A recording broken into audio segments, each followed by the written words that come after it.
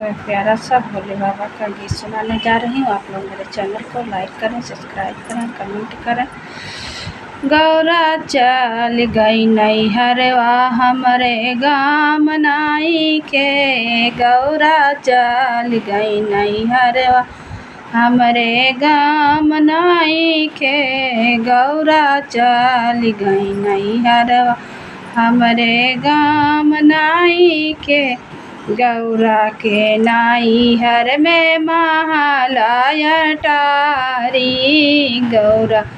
के नैहर में महालया टारी। हमारी टूटही झोपड़िया कोई से काम नहीं है, हमारी टूटी झोपड़िया कोई से काम नहीं है, गौरा चल गई नैहरवा हमरे गाम नाई है, गौरा चल गई नैहरवा हमरे गाम नाई है, गौरा के नैहर में पूरी मिठाई,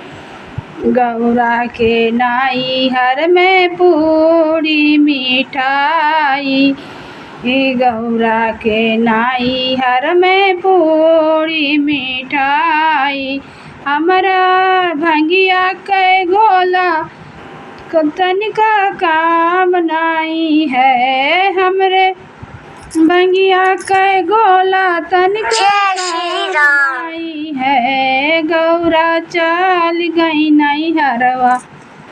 हमका गाम नाई है, गौरा चल गई नैहरवा हमका गाम नाई है, गौरा के नैहर में गदा गलाइचा, गौरा के नैहर में गदा गलाइचा,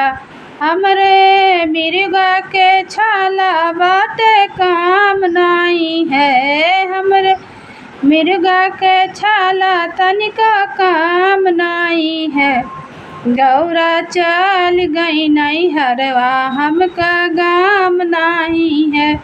गौरा चल गई नैहरवा हमका गाम नहीं है।